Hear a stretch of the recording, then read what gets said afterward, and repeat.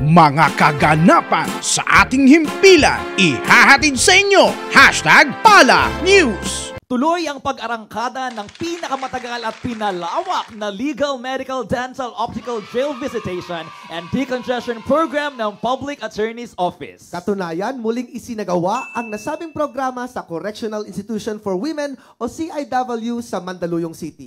Narito po ang report. To an extraordinary leader and a true beacon of hope, Dr. Persida V. Rueda Acosta, Chief Public Attorney's Office. Buwan-buwan po, nandito kami, pagtupad ng pangako na kayo ay aming samahan.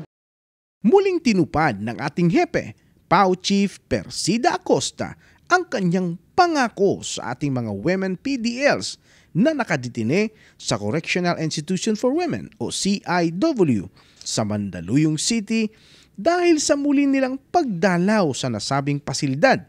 Kasama pa rin ang PAO Legal and Medical Team upang muling isakatuparan ang proyekto nitong PAO Legal, Medical, Dental, Optical, Jail Visitation and Decongestion Program.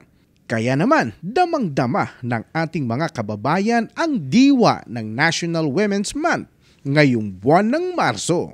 Ang buwan ng mga kababaihan. So, isa po talagang champion si Honorable Persida Acosta dahil po sa kanyang pagtulong, patuloy na pagbibigay ng serbisyo sa ating mga kababaihan.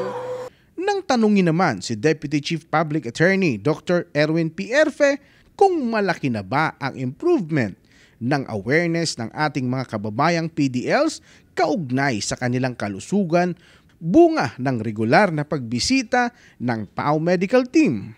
Oo naman, alam na nila ang procedure kung paano magkonsulta. Importante kasi yun na masabi mo kung ano mga nararamdaman mo, kung ano mga napapansin mo sa katawan mo, kung ano epekto ng gamot na binigay sa iyo noong nakaraan, dala-dala na rin nila yung mga reseta nila. Kaya napakaganda noong parang health education na nangyayari over time. Kaya naman ikinatuwa ng pamunuan ng CIW ang ipinagkaloob na free medical services ng Public Attorney's Office.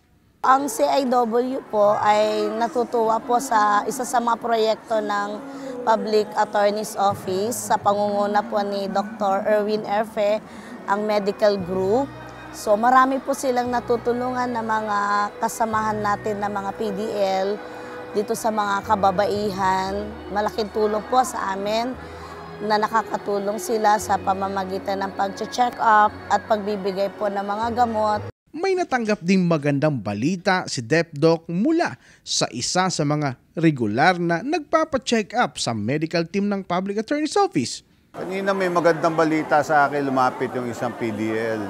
Ito palaging pumupunta ito sa akin tuwing pupunta tayo dito. So, sabi niya, Doc, lalaya na ako. So lahat tayo may pag-asang lumaya. Darating ang panahon at lalaya kayo. Bukod sa mga libreng serbisyong legal at medical, hatid din ng proyekto ang iba yung inspirasyon at pag-asa para sa ating women PDLs. Kailangan lang maging mabait tayo dito sa loob. Kung kung may pagkakataon mag-aral, mag-aral kayo. Mag-earn kayo ng GCTA, makakatulong ito upang makalabas kayo kaagad. Ipagpatuloy po natin ang pagtitiwala sa Ama sa langit. Darating ang araw, lahat kayo ay lalaya rin. Mabuhay po kayong lahat. Maraming salamat po. Persida Acosta, abogado ng masa. Persida Acosta, nagmamahal sa bayan. Ako si Gerald Dranyes para sa #PalaNews. Persida Acosta, hustisya para sa masa, katarungan laban sa kahirapan.